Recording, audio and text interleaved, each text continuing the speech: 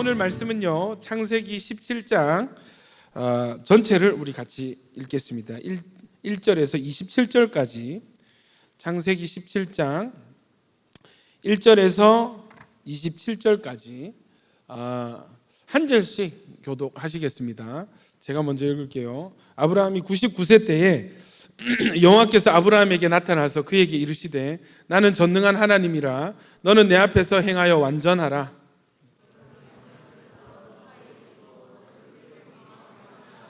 아브라함이 엎드렸더니 하나님이 또 그에게 말씀하여 이르시되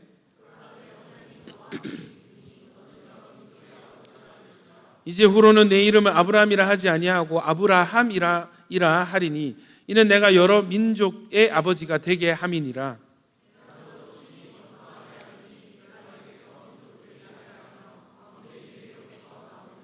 내가 내 언약을 나와 너 및 내 대대 후손 사이에 세워서 영원한 언약을 삼고 너와 내 후손의 하나님이 되리라.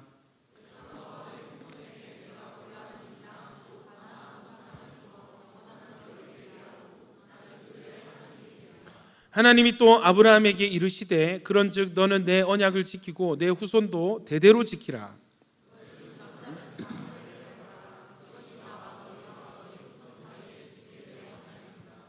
너희는 포피를 베어라. 이것이 나와 너희 사이의 언약의 표징이니라.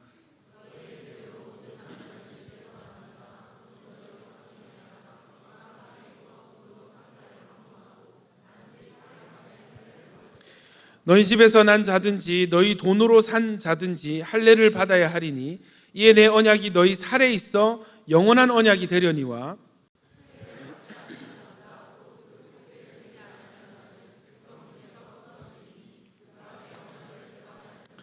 하나님이 또 아브라함에게 이르시되 내 아내 사레는 이름을 사레라 하지 말고 사라라 하라.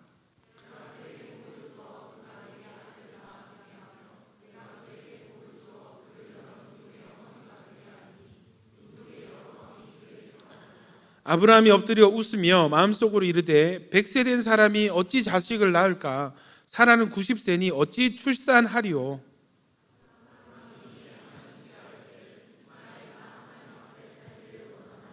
하나님이 이르시되 아니라 내 아내 사라가 내게 아들을 낳으리니 너는 그 이름을 이삭이라 하라.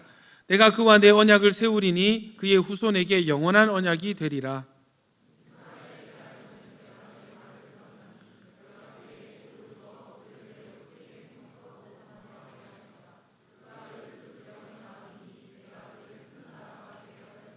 내 언약은 내가 내년 이 시기에 사라가 내게 낳을 이삭과 세우리라.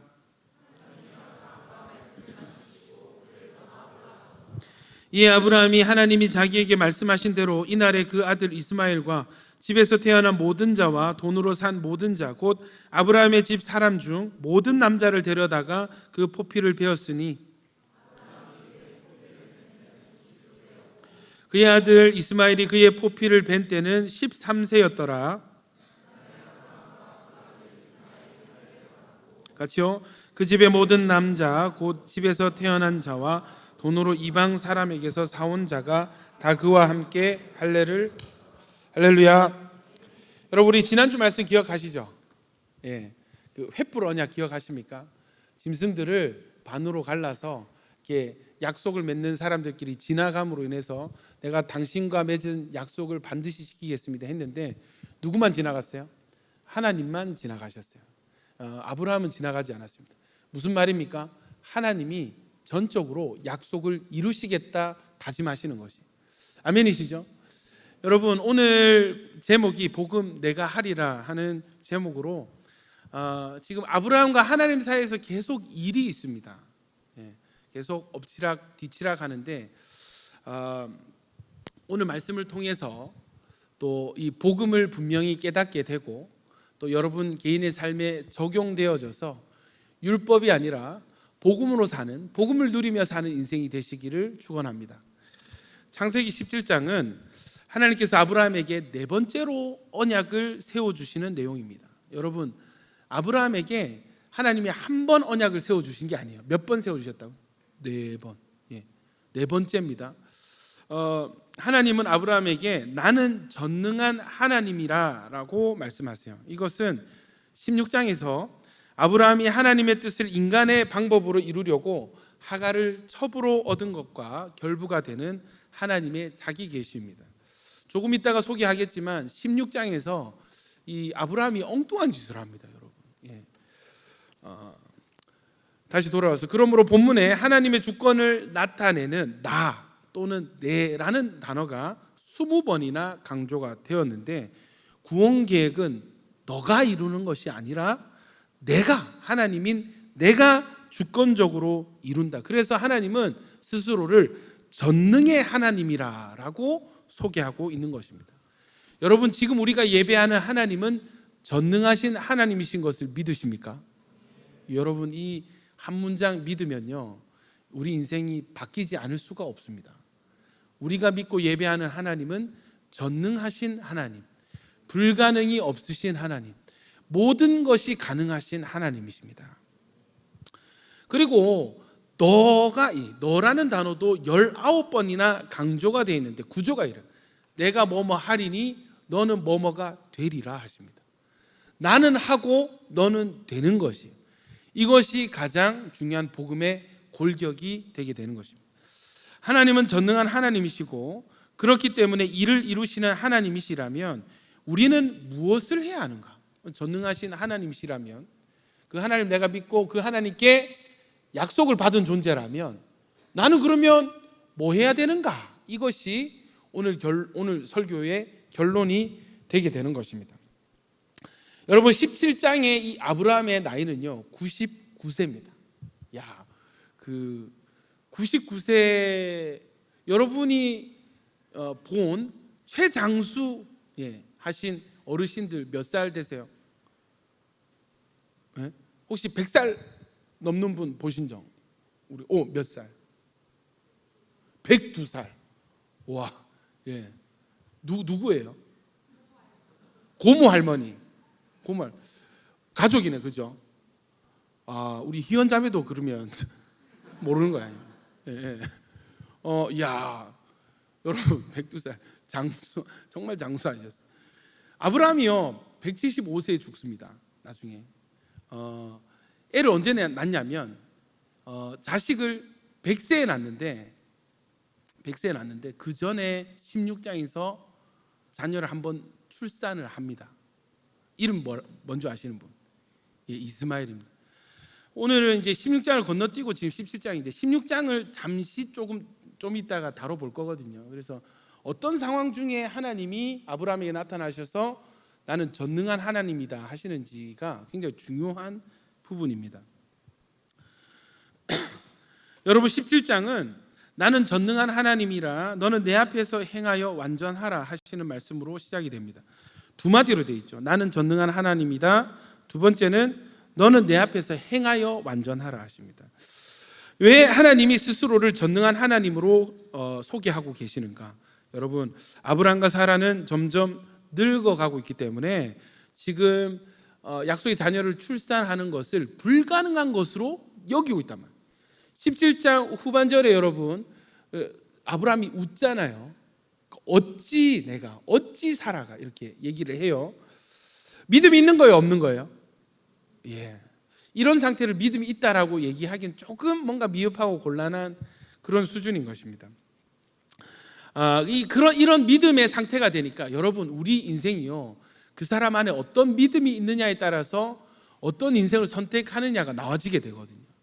그러니까 이거 약속은 받았지만 어떻게 내가 99세고 지금 100살 다 됐는데 어떻게 애를 낳겠노 하는 이런 생각이 있으니까 어떤 생각이 나와요? 16장을 잠시 살펴보도록 하겠습니다. 16장 1절부터 6절까지 우리 교독할게요. 아브라함의 아내 사레는 출산하지 못하였고 그에게 한 여종이 있으니 애굽 사람이요 이름은 하갈이라.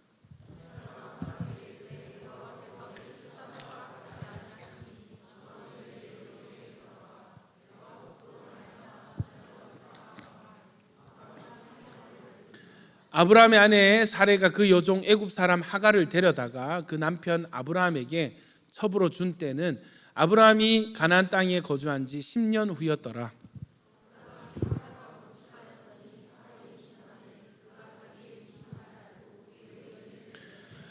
사레가 아브라함에게 이르되 내가 받는 모욕은 당신이 받아야 옳도다. 내가 나의 여종을 당신의 품에 두었거늘 그가 자기의 임신함을 알고 나를 멸시하니 당신과 나 사이에 여호와께서 판단하시기를 원하노라. 당신의 여종은 당신의 수중에 있으니 당신의 눈에 좋을 대로 그에게 행하라 하매 사레가 하갈을 학대하였더니 하갈이 사레 앞에서 도망하였더라. 자, 아멘이시죠? 어떤 일이 있냐면 이 생각의 출처는 사레예요. 아브라함의 아내. 2절에 보면은 사레가 아브라함에게 이르되 여호와께서 내 출산을 허락하지 아니하셨으니, 여러분, 하나님이 사라의 출산을 허락하지 않으신 것입니까? 막으신 거예요? 아니죠. 뭐예요? 때가 이르지 않은 것입니다. 근데 여기에서 사라의 실수가 무엇입니까? 너무 빨리 속단하는 것입니다. 너무 빨리 내가 판단하고 결론을 내려버리는 것입니다. 여러분, 우리 정말 이런 패턴을 많이 하거든요. 하나님이 아직 결론을 내리지 않으셨는데, 하나님 결론은 여전히 살아있는데 자꾸 하나님의 때를 기다리지 못하고 내 결론을 계속 내는 거예요. 이 인간적인 생각이고 인본적인 생각인 것입니다. 사레가 머리를 썼어요. 어떻게 했냐면 자기의 몸종이 있는데 여종을 이제 아브라함의 첩으로 이렇게 그 본처가 자기 몸종을 첩으로 이렇게 내어주면서 자녀를 얻을까 하노라 하니까 애를 낳았습니다. 그러니까 지금 아브라함이 이때까지 아기를 못 낳은 것은 아브라함의 문제가 아니었던 것 같아요. 사라의 태에 어떤 문제가 있지 않았을까라는 생각이 들어요. 왜냐하면 아브라함이 그죠? 하갈을 통해서 이스마엘을 얻게 되거든요. 그러니까 여러분, 몸종이었는데 애를 낳고 이렇게 막 그 하니까 지위가 올라가잖아. 그러니까 자기 주인이었던 사라를 하갈이 무시하기 시작하는, 업신여기는 거예요. 그러니까 사라는 또 엄청 빡치겠죠. 킹 받는 것입니다. 그래가지고 자기 남편에게 이거 다 당신 책임이다. 누구 생각입니까? 이거는 전부 자기가 하자 해가지고 이렇게 됐는데, 일이 이렇게 되니까 남편 탓을 하면서 쫓아내라 이렇게.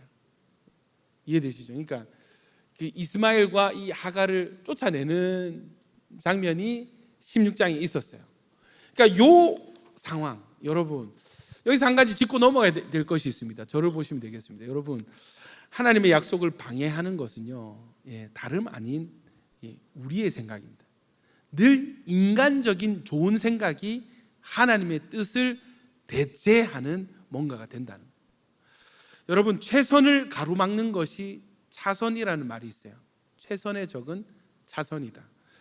하나님의 뜻이 최선이라면 인간적인 생각과 방법은 차선이 되는 것입니다. 여러분, 인간적인 생각이 나쁜 게 아니잖아요. 내가 내 인생을 위해서 지금 이 상황에 내가 어떻게 하면 좋을까? 여러분, 나름 최선을 다해서 노력해서 좋은 생각들을 끄집어내잖아요. 조언을 구하고 다니잖아요. 여러분, 그러나 그 모든 생각이 다 인간적인 생각, 차선이 될 수 있다는 것입니다. 그래서요, 우리는 무엇이 하나님의 뜻인지, 혹시 내가 가진 생각이 인간적인 생각은 아닌지 계속해서 우리는 말씀으로 분별해야 될 줄로 믿습니다. 여러분, 제가 이 나이 많으신 은퇴하신 장로님이나 신앙 연배가 있으신 분들을 얘기할 때 항상 제가 이제 감탄하게 되는 순간이 뭐냐면, 아이고 내가 뭐 이렇게 말해요. 내 생각이 중요합니까? 내 뜻이 중요합니까? 주님의 뜻인지 아닌지가 중요합니다. 이런 말씀을 하실 때 참 이 마음에 도전이 되는, 여러분, 우리의 중심에도 항상 내 생각이 우선이 아니라 하나님 뜻인지 아닌지, 무엇이 하나님이 기뻐하시는 뜻인지를 궁금해하고 그것을 추구하는 마음의 방향성만 되어도 여러분, 하나님이 역사하실 줄로 믿습니다.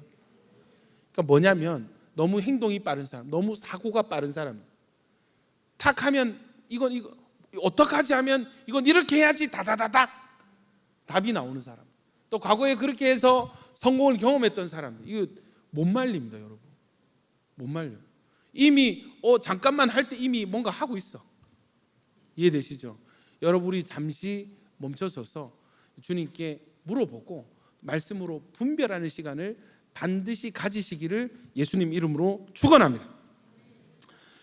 여러분, 그 하나님 뜻이 맞다면 그것이 지금 당장에는 너무 초라해 보이고 지금 당장에는 어려워 보여도 그 길을 가는 것이 우리 인생의 가장 좋은 최선의 선택이고, 지금 당장 조건이 너무 좋고 길이 넓다 해도 그것이 하나님의 뜻과는 무방한 정말 순전히 인간적인 어떤 대안의 생각이라면 그것은 여러분 결국에는 망하는 길이 되고 손해보는 길이 되게 되는 것입니다. 아브라함은 16장에서 이 아내의 생각을 취해서 인간적인 선택을 하는 것을 우리가 보았어요. 그 결과가 이스마엘이에요. 여러분, 이 아브라함의 믿음의 여정을 보면 참 우리와 정말 비슷하다는 것을 많이 느껴요. 처음부터 완전한 믿음이 없습니다. 저는 예수를 믿었다고 해서 아무리 어떤 큰 영적인 경험을 통해서 주님을 만나고 신앙생활을 시작했다 하더라도 그 사람을 믿지 않습니다. 그래봤자 새 가족이에요. 그래봤자 초신자고, 겸손히 말씀을 배워 나가야 되는 것입니다. 하나님을 알아 나가야 되는 것입니다.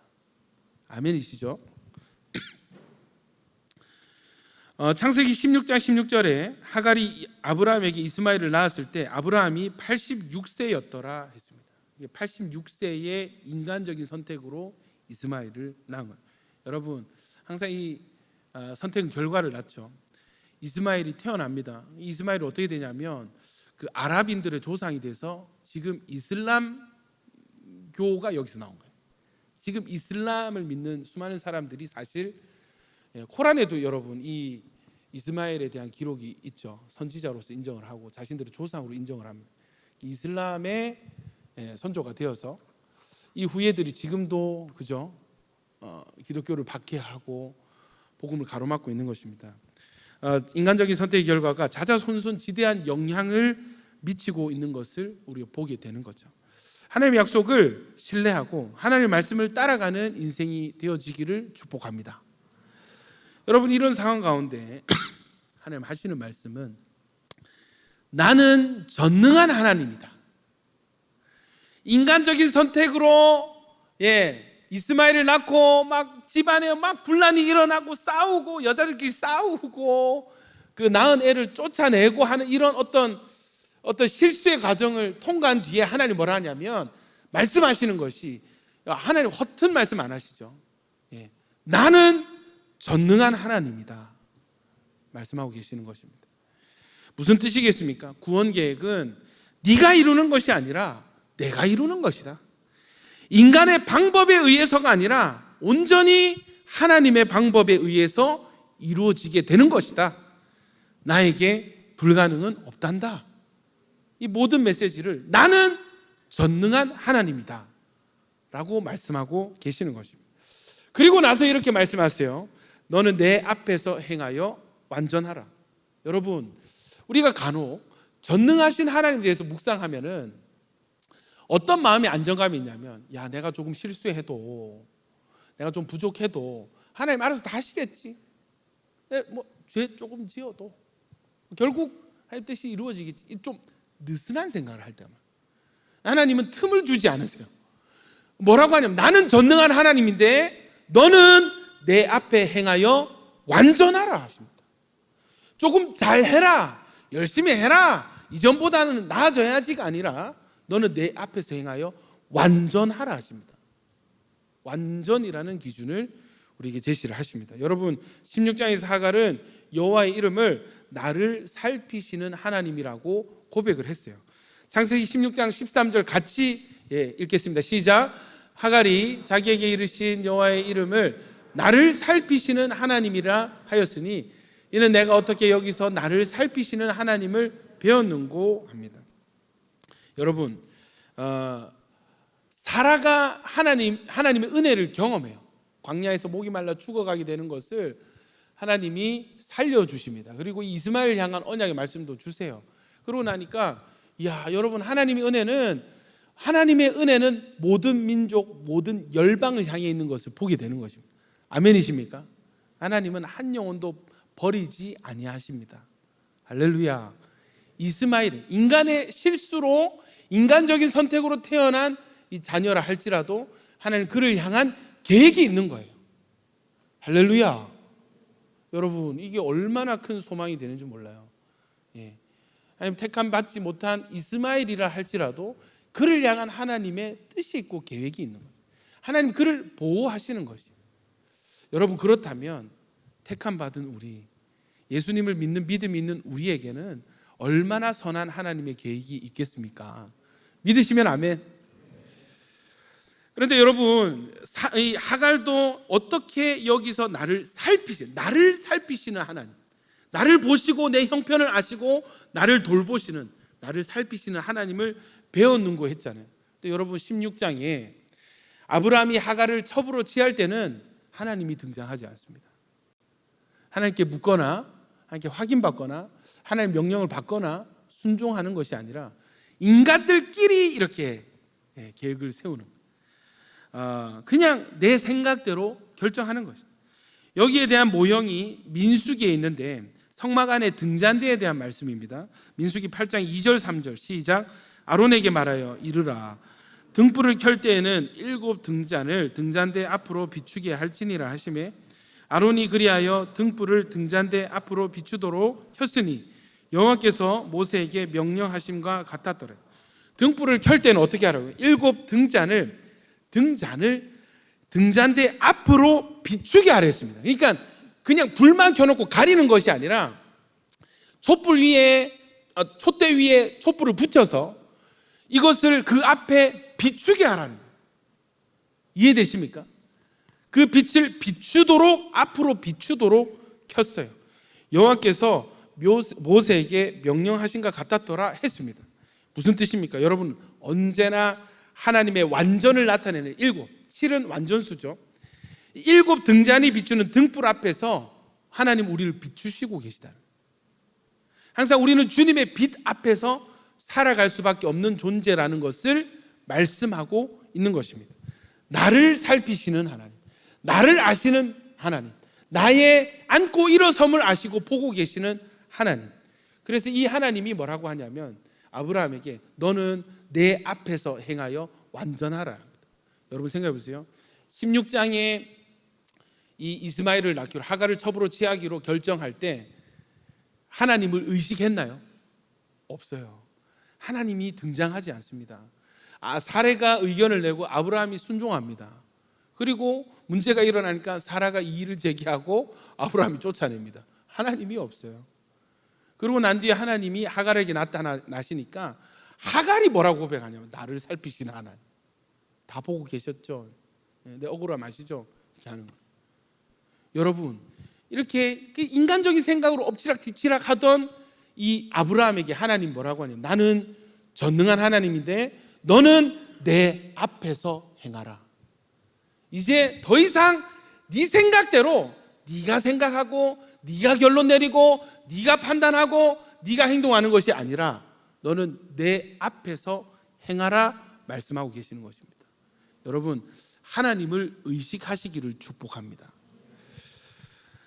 여러분, 주님을 의식하고 주님의 얼굴 앞에서 행하는 이런 삶의 태도를 뜻하는 말이 여러분 아시죠? 코람데오입니다. 코람 플러스 데우스인데 이게 라틴어예요. 코람은 뭐냐면 누구 앞에서, 데우스는 뭐예요? 하나님이란 뜻입니다. 뜻이 하나님 앞에서라는 뜻이죠. 여러분, 코람데오의 반대말이 있습니다. 아시는 분 제가 식사 한번 사드리겠습니다. 코람데오 반대말.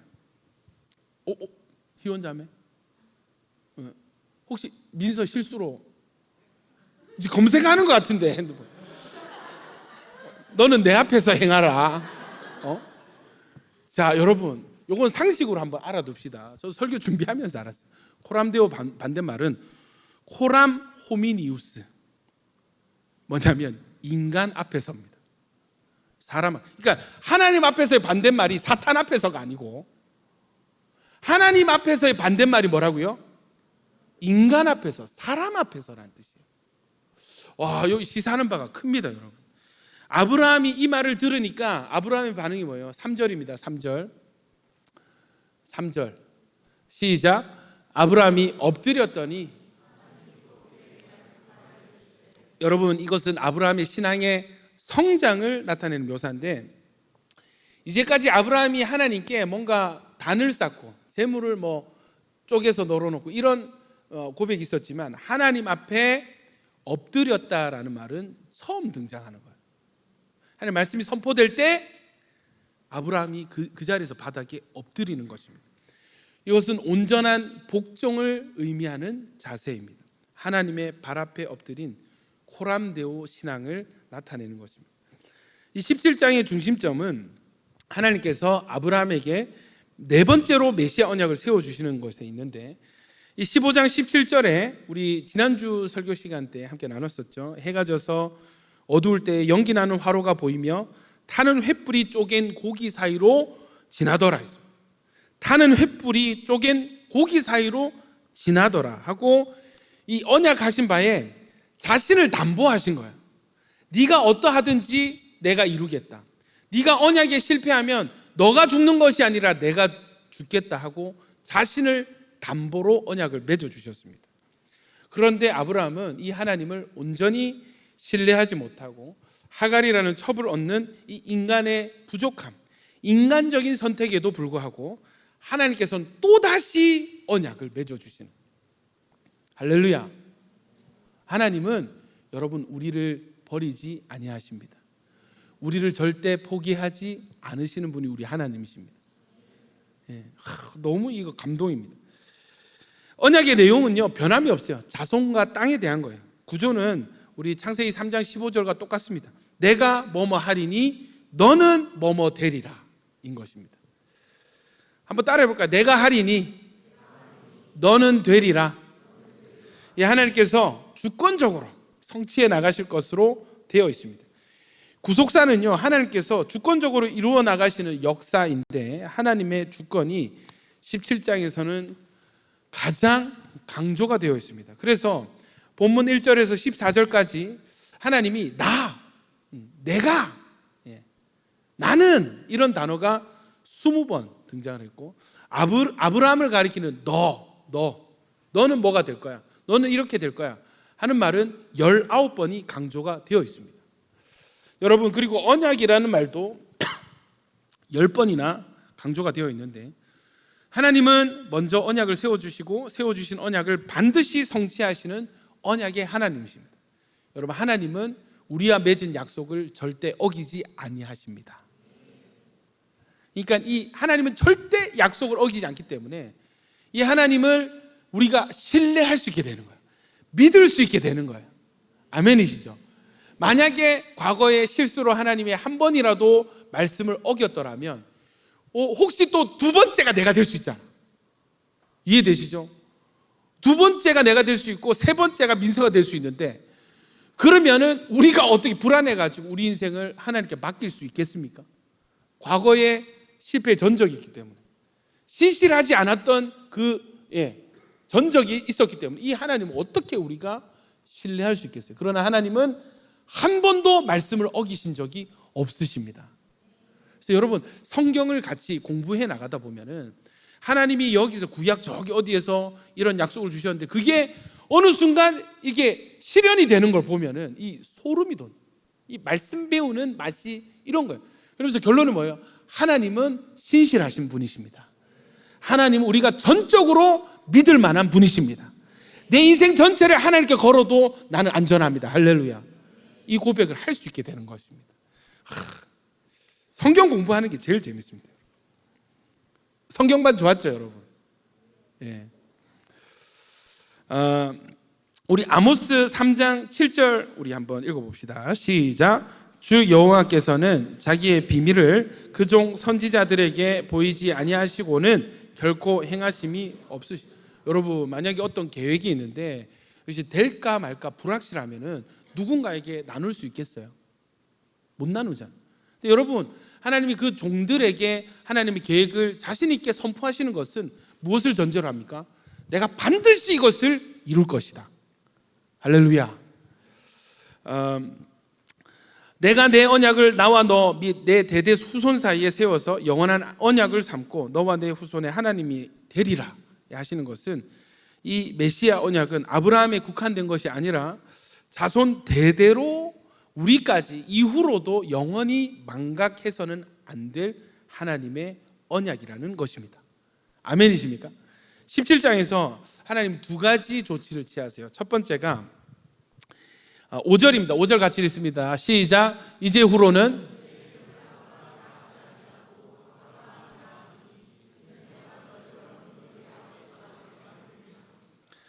자, 또 15절 보면은 15절 보면은 아브라함에게 이르시되 내 아내 사레는 이름을 사레라 하지 말고 사라라 하라. 여러분, 아브라함이 하나님 앞에 실수했습니다. 신뢰하지 못했고 인간적인 생각을 따라갔어요. 그럼 약간 좀 회초리 등장할 만하고 뭔가 싸대기한테 맞을 거 하고 뭐 이런 이렇게 위험한 느낌인데, 요때 하나님 뭐라 하냐면 아브라함과 사레의 이름을 바꿔주시는 거예요. 아멘이십니까? 이름을 바꿔주시는데 좋은 쪽으로 바꿔주실까요? 나쁜 쪽으로 바꿔주실까요? 좋은 쪽으로 바꿔주십니다. 자, 아브람이라는 이름을 아브라함으로 바꿔주십니다. 여러분, 이름이 바뀐다는 것은 이 시대에 인격과 운명이 바뀐다는 것을 상징해요. 마치 새로운 왕이 추대되었을 때 새로운 이름이 주어지는 것처럼 이제 과거와는 분리된 새로운 시대가 열린다라는 뜻이 이름을 바꾼다는 것의 뜻입니다. 높임을 받는 아버지라는 뜻이 아브라함이에요. 그러니까 아브라함은 내가 높아지는 거예요. 높임을 받는 아버지인 거예요. 근데 아브라함은 뭐냐면 많은 무리의 아버지, 열국의 아비라는 뜻이 되게 되는 것입니다. 사레도 마찬가지인데, 사레의 뜻은 나의 공주, 여왕, 지배자라는 뜻이 있어요. 사레가. 근데 이 사레를 사라라고 이렇게 지으면서 뜻이 뭐냐면 열국의 어미가 되게 되는 것입니다. 여러분, 우리가 이 이름이 영적으로 이름이 바뀌기 전에, 예수 믿기 전에 우리는 정말 나만을 위한 인생을 살았습니다. 이제 예수를 믿고 우리도 아브라함의 자손이 되어서 축복의 통로가 될 때, 여러분, 우리의 사명이 바뀌어지고 우리의 미래가 바뀌어지는 줄 믿습니다. 그래서 여러분, 복음을 깨닫는 사람들의 특징이 뭐냐면 정체성이 바뀌어요. 자기 인생을 바라보는 인생관이 바뀌어지게 되는 것입니다. 예수 믿기 전에 교회 다녀도 소용없어. 교회 10년, 20년 다녀도 나를 향한 하나님의 말씀 깨닫지 모르고, 이 말씀을 모르고 복음 깨닫지 못하면 얘기해보면 전부 나야. 기도 제목 들어보면 전부 나야. 성공이고 행복이고 내가 원하는 전부 나야. 근데 여러분, 복음을 깨닫게 되면은 어떤 일들이 일어나냐면 시점이 나에게서 하나님으로 옮겨지는 일이 일어나게 됩니다. 노력해서 되어지는 것이 아니라 깨닫는 그 순간 이 복음의 가치를, 이 하나님의 이 계획, 언약의 가치를 깨닫는 사람은 자동적으로 하나님의 계획에 내 인생을 걸게 되는 것입니다. 할렐루야.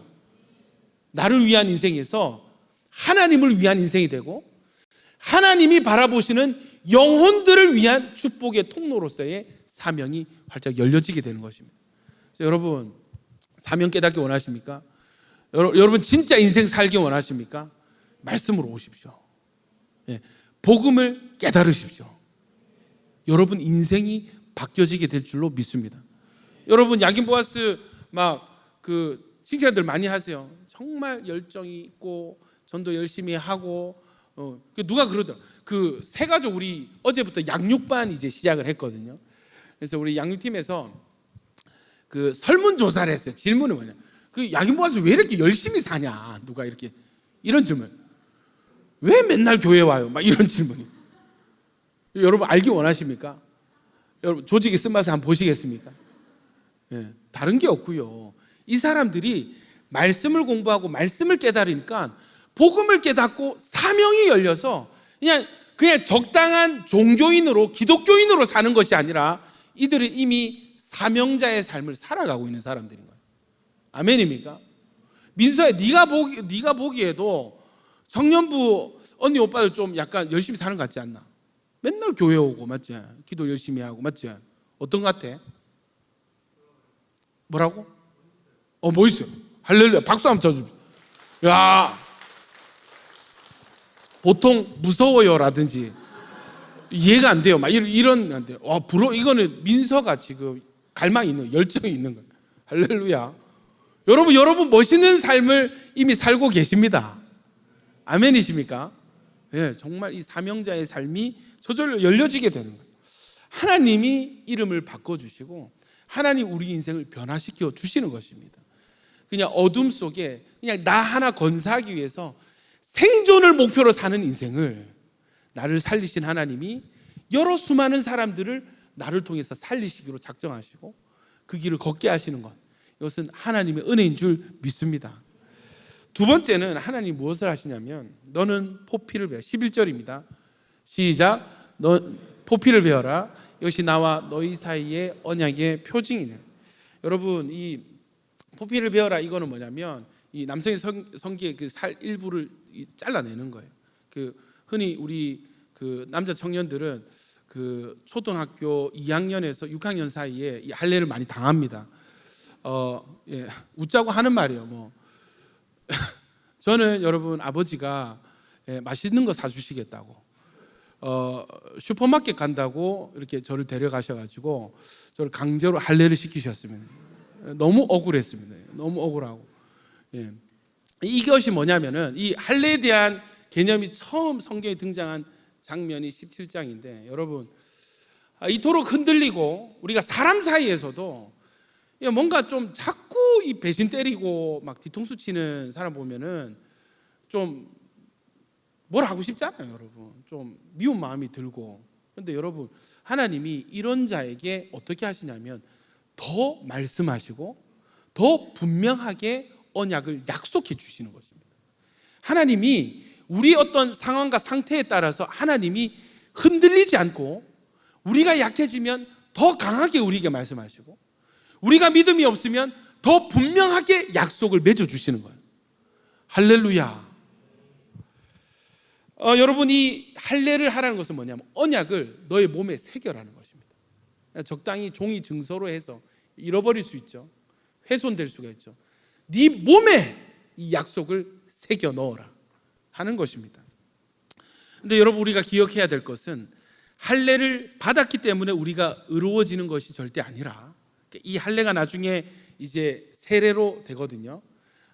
세례를 받았기 때문에 천국 가는 것이 아니라 이 할례 받음, 세례 받음의 표시는 뭐냐면 나는 약속받은 구원의 백성입니다. 난 이것을 확신합니다 하는 그 열매로서, 결과로서 이 할례를 받고 또 세례를 받는 것입니다. 지금은 세례를 받는 것이죠. 그러니까 이 목적은요, 성별 의식에 있어요. 여러분이 중요한 거예요. 우리의 생각을 바꾸기 위해서, 우리의 의식을 바꾸기 위해서 여러분 할례를 받으라, 세례를 받으라 하시는 것입니다. 그래서 우리가 믿음이 흔들릴 때 나 세례 받았지, 난 구별됐지, 세상과 이미 구별되었지, 이전처럼 살면 안 되지 하는 내 생각을 붙잡기 위한 성별의식이 할례인 것입니다. 여러분, 절대 어떤 행위로서 할례를 받았기 때문에 거룩해지는 것이 아니라 세례를 받았기 때문에 천국 가는 것이 절대 아니라 그만큼 하나님은 우리의 의식과 믿음을 중요하게 보시더란 말입니다. 아멘이십니까? 여러분 예수님 믿으십니까? 여러분 또 세례 받으셨습니까?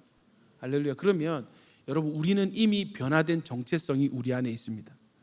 이전 것은 지나갔으니 보라 새 것이 되었다 했습니다. 지금 예수 믿는 우리의 삶은 이미 새로 사는 새 인생인 것입니다. 할렐루야. 말씀을 마무리하겠습니다.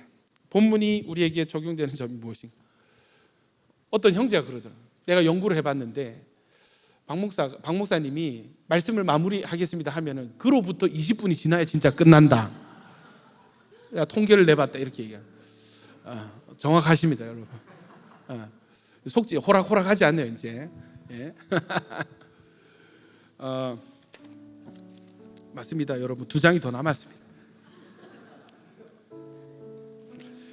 자, 오늘 이 본문을 우리에게 적용했으면 좋겠어요. 첫 번째는 뭐냐면 주님이 뭐라고 아브라함이 말씀하셨어요. 한번 읽어볼까요? 시작. 내 앞에서 행하여 완전하라. 내가 알아서 다 할 테니까 가만히 있어. 아무것도 하지 마. 아니에요.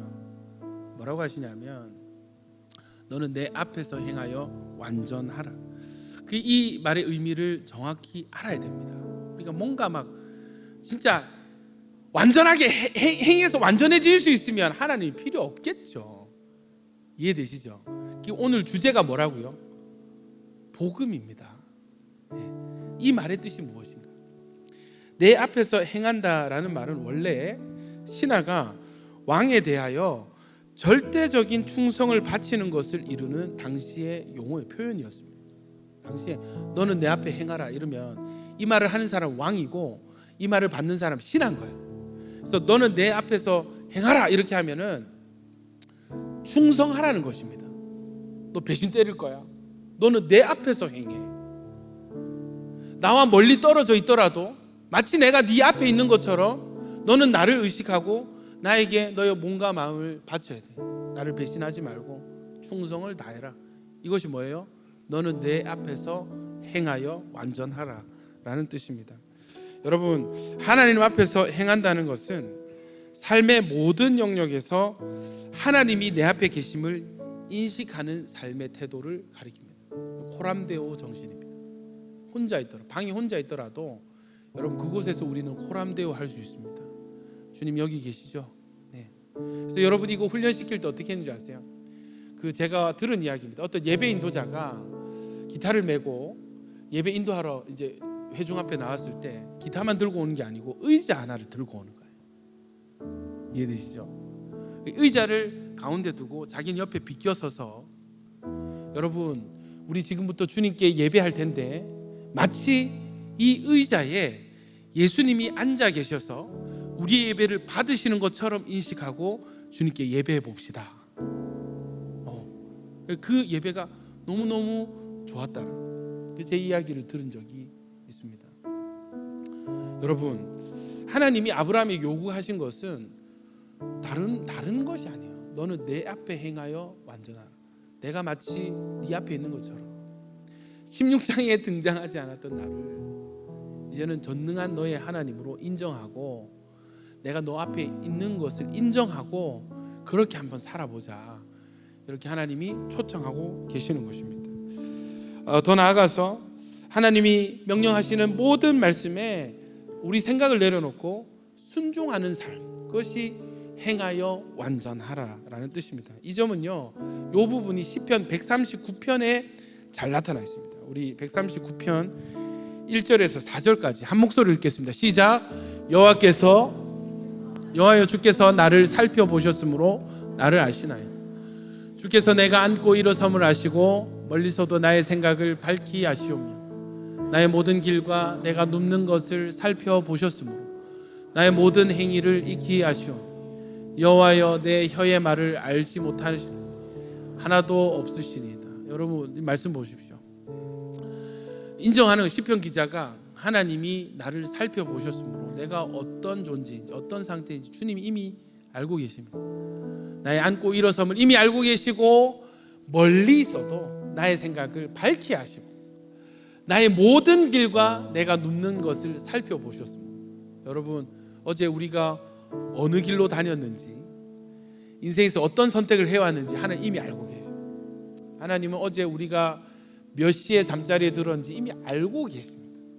나의 모든 행위를 주님은 이미 너무 잘 알고 계십니다. 여호와여 내 혀의 말을 알지 못하시는 것이 하나도 없으십니다. 우리의 모든 말의 의미를 주님은 정확하게 아시는 거예요. 결론이 뭐예요? 하나님은 우리를 아십니다. 지금도 이 하나님은 우리를 지켜보고 계시는 거예요. 이 말씀을 듣는 우리 마음의 중심이 어떠한지,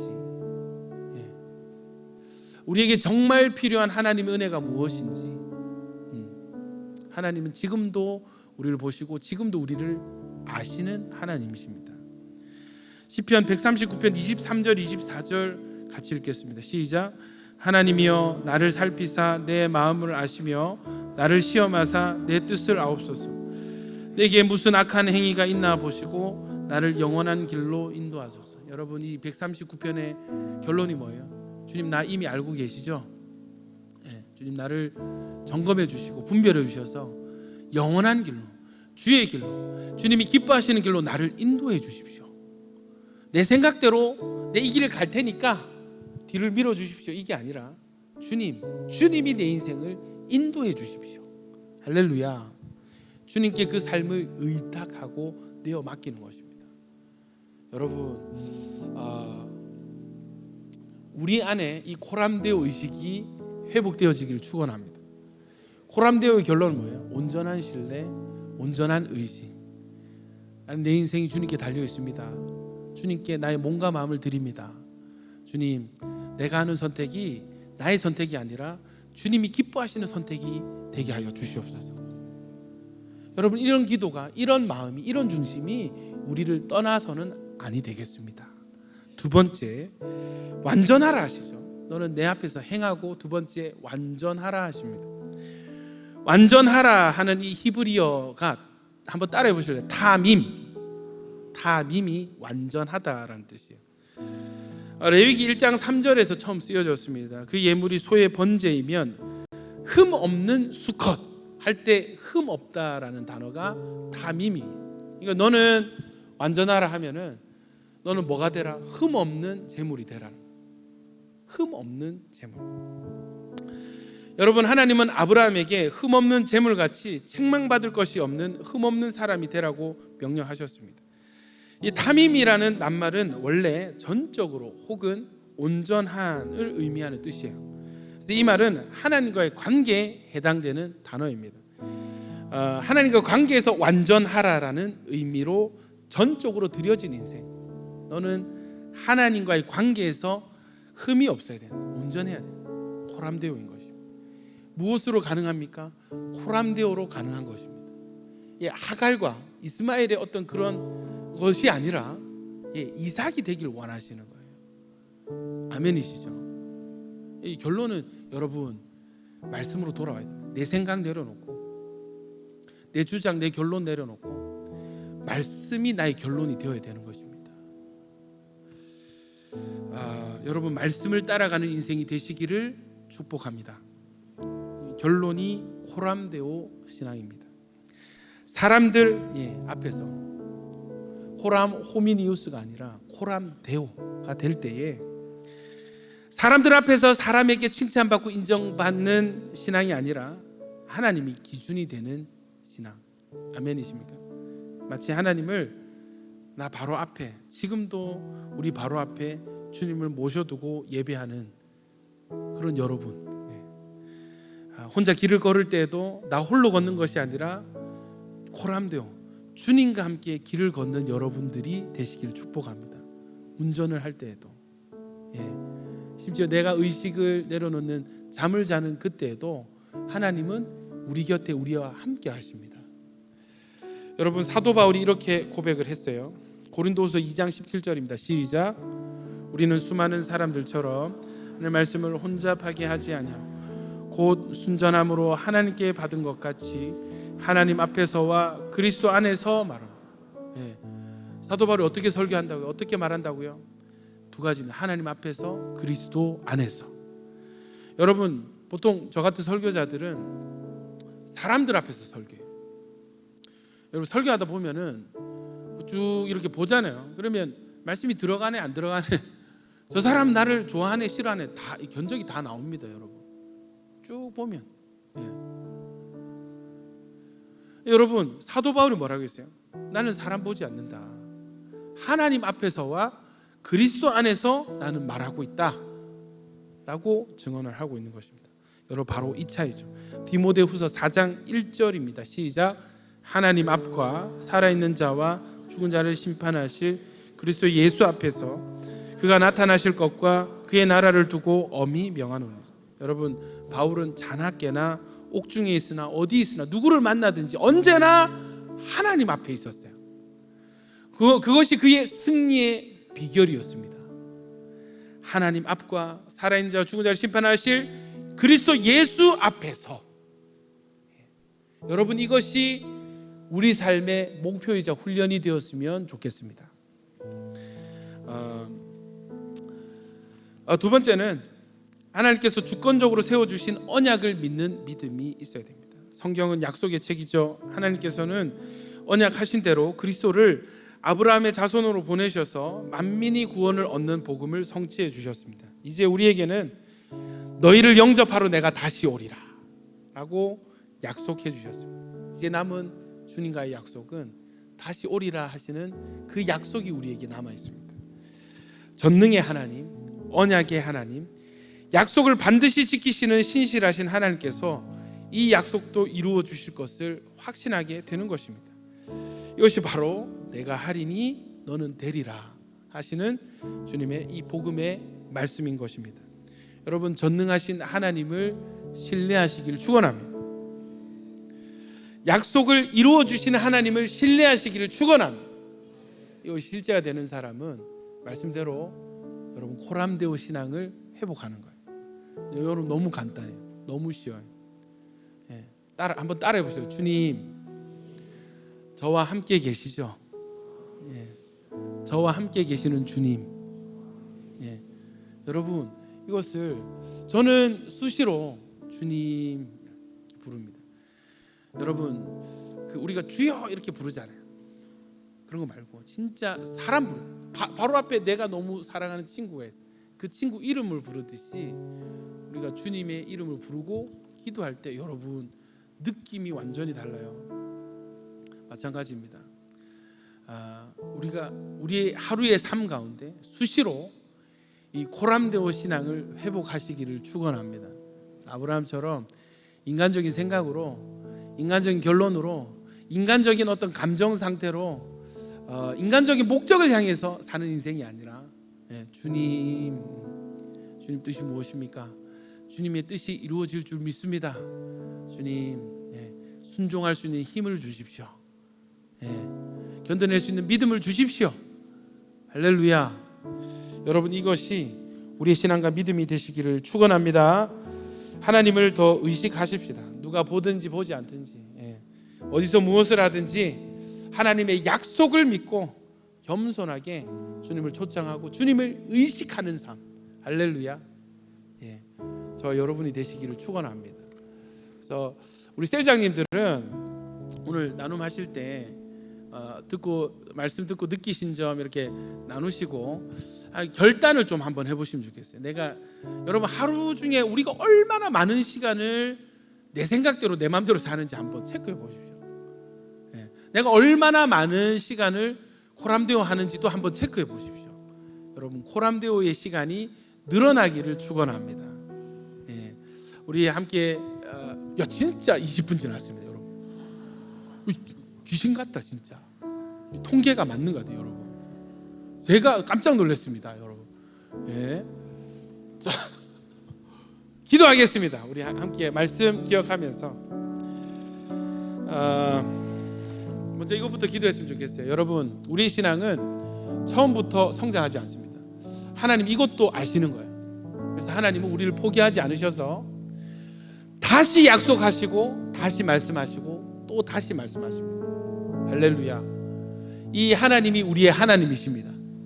그렇기 때문에 과거의 실수와 실패에도 불구하고 여러분, 우리 인생 가운데 하나님 뜻이 이루어지게 되는 거예요. 그것은 우리가 잘나서 되는 것이 아니라 하나님, 내가 하리라, 너는 이렇게 될 것이다 하시는 복음의 선포의 주권적인 은혜로 되어지는 것입니다. 여러분, 주님이 우리를 택하셨습니다. 아멘이십니까? 여러분, 하나님께서 우리를 천국으로 인도하실 줄 믿습니다. 천상의 예배를 우리가 드리게 될 줄로 믿습니다. 시작하신 분이 하나님이시니까 완성하실 분도 하나님이십니다. 여러분, 이 하나님을 믿을 때 감당할 수 있는 힘과 능력과 믿음을 선물로 받게 되는 것입니다. 우리 이 시간 기도할 때 하나님, 흔들리지 않는 믿음을 주시옵소서. 하나님 때를 기다리지 못해서 조급함으로 인간적인 선택하지 아니하고 하나님의 뜻을 확고히 믿는 믿음 되게 하여 주시옵소서. 우리 주여 한번 외치고 기도하겠습니다. 주여, 하나님 감사합니다. 하나님 찬양합니다. 주님,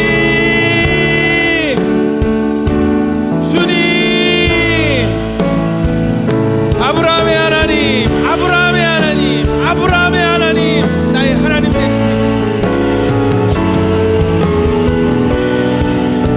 아브라함의 하나님이 나의 하나님 되십니다. 할렐루야. 오 주님, 하나님, 더 이상은 인간적인 판단과 결론으로, 인간적으로 생각하고 하나님 내 결론을 따라가는 인생이 아니라 하나님의 언약의 약속의 말씀을 굳게 붙들고 아들 되게 하여 주옵소서.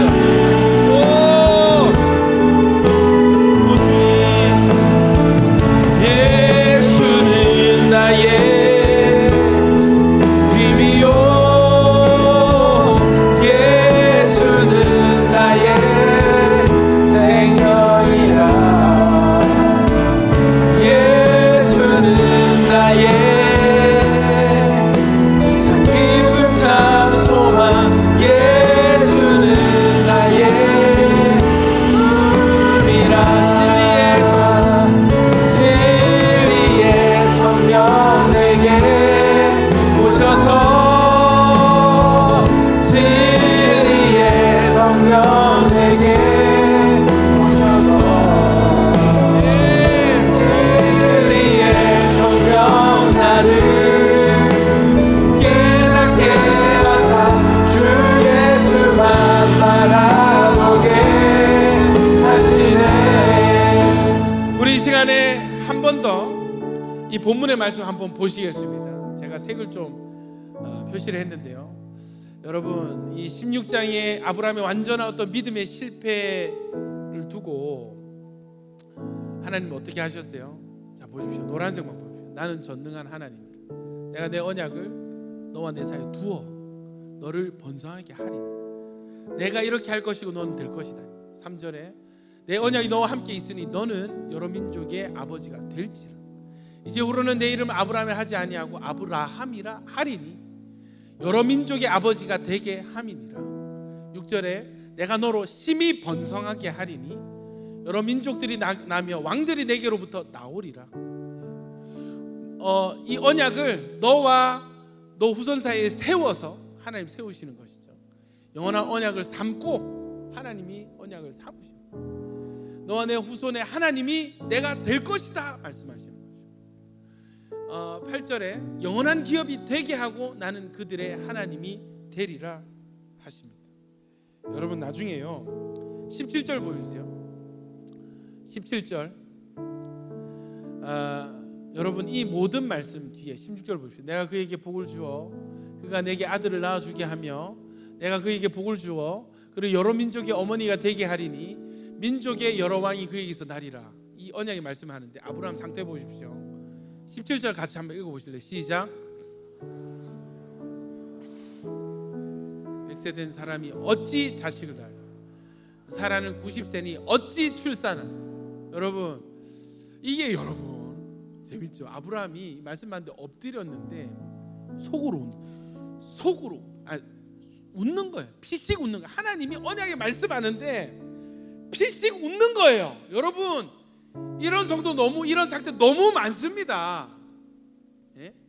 신방에 보면은 목사님 제일 기도하셔야죠. 기도하시면 됩니다. 그럼 뭐라고 하냐면, 목사님 이게 기도에서 해결될 문제입니까? 이 기도에서 해결될 문제 뭡니까? 언약을 선포하신 하나님 앞에 웃는 거예요. 비웃는 거예요. 주님, 그게 어떻게 가능합니까? 제가 내년에 100살입니다. 살이 90살입니다. 어떻게 됩니까? 웃는 거예요. 웃어버리는 거예요.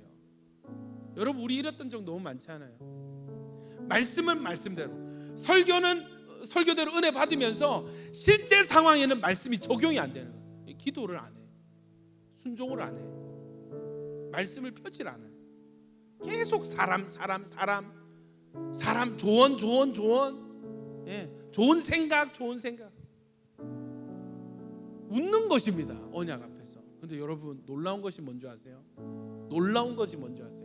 하나님이 이쯤 되면, 야, 너는 정말 노답이구나, 너는 해서 안 될 인간이구나, 도저히 안 되겠다, 나 못 참겠다가 아니라, 여러분, 19절 보십시오. 여전히 18절 보십시오. 아브라함이 이에 하나님께 아뢰되 이스마엘이나 하나님 앞에 살기를 원하나이다.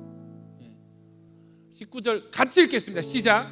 하나님이 이르시되 아니라 내 아내 사라가 내게 아들을 낳으리니 너는 그의 이름을 이삭이라 하라. 내가 그와 내 언약을 세우리니 그의 후손에게 영원한 언약이 되리라. 여러분, 이삭이라는 이름의 뜻이 뭔지 아십니까? 웃음이라는 뜻입니다. 이삭이라는 이름의 뜻이 웃음이에요. 뭐예요? 너 언약의 말씀 들을 때 너 웃었지, 비웃었지, 너 안 믿었지.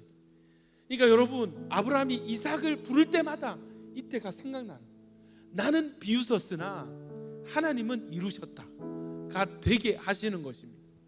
너무 놀랍지 않습니까? 여러분, 하나님은, 이 아브라함의 하나님, 이삭의 하나님은 저와 여러분의 하나님 되어서 지금도 우리는 현실 가운데 말씀을 비웃고 삶과 말씀이 이원화돼서 분리돼서 은혜는 받으나 여전히 내 뜻대로 이스마엘대로 행동하는 우리를 하나님 포기하지 아니하시고 너는 비웃으나 나는 이룰 것이다. 지금도 우리를 향해서 그렇게 하나님 말씀하고 계시는 것입니다. 여러분, 우리 최고의 고백이 무엇입니까? 우리가 찬양했듯이 예수님이 나의 힘입니다. 예수님이 나의 능력입니다. 예수님이 나의 생명입니다.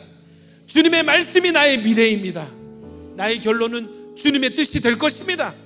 하나님의 뜻이 내 삶 가운데 펼쳐지게 될 것입니다. 여러분, 이것이야말로 믿음의 고백인 줄 믿습니다. 우리 이 시간 우리 안에 있는 이스마엘들을 다 내려놓고 우리 안에 최선을 방해하는, 하나님 뜻을 방해하는 온갖 종류의 좋은 나의 생각들을 좀 내려놓고 하나님의 언약의 말씀, 이삭을 향한 이 언약의 말씀만 붙들고 하나님 주님의 뜻이 될 것입니다. 아무리 나이를 먹었든지 아무리 상황이 어렵든지 하나님의 뜻이 이루어지게 하여 주시옵소서. 하나님의 약속을 믿는 믿음을 허락하여 주시옵소서. 우리 마지막으로 주여 한번 외치고 믿음을 구하며 기도하며 나가겠습니다. 주여, 하나님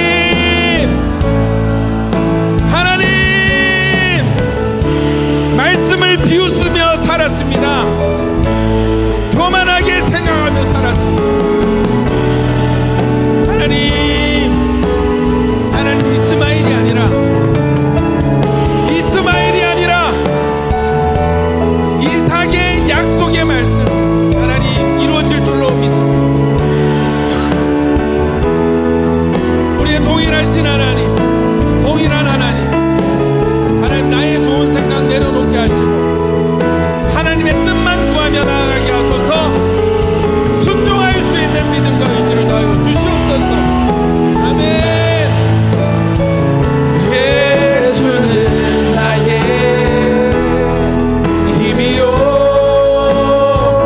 예수는 나의 생명이라. 예수는 나의 참 깊은 찬송만, 예수는 나의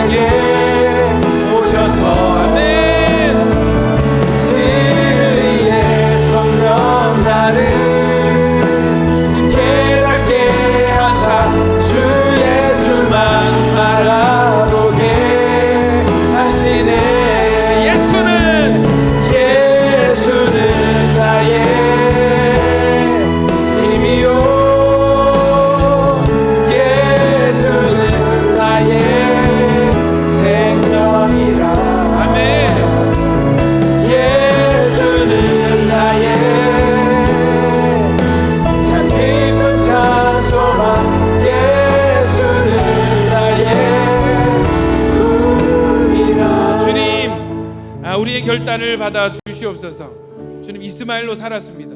하갈을 선택하며 살아왔습니다. 주님, 나의 모든 생각들 내려놓게 하시고 온전히 약속하시는 언약의 말씀만 붙들고 살아가는 인생들이 되게 하여 주시옵소서. 주님, 우리 안에 이 코람데오 신앙이 회복되게 하여 주시옵소서. 우리 앉고 일어섬을 아시는 나를 살피시는 하나님을 믿는 믿음으로 지금 우리도 주님 앞에 행하여 완전한 자 되게 하여 주시옵소서. 주님께 우리의 몸과 마음을 올려드립니다. 주님께 우리의 충성을 올려드립니다. 주님 마음껏 사용하여 주시옵소서. 주님 마음껏 행해 주시고 마음껏 이루어 주시옵소서. 예수님 이름으로 기도드립니다. 아멘. 우리 꽃들도 찬양하면서 준비한 예물 하나님께 올려드리도록 하겠습니다.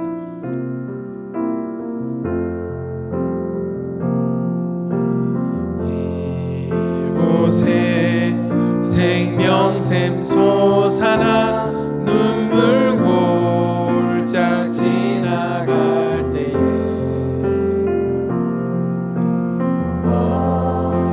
어자나 열매 맺히고 웃음소리 넘쳐나리라. 꽃들도 구름도 바람도 넓은 바다도 찬양하라 찬양하라 예수를. 하늘을 울리며 노래해 나의 영혼아 은혜의 주 은혜의 주. 2절 고백하겠습니다. 그날에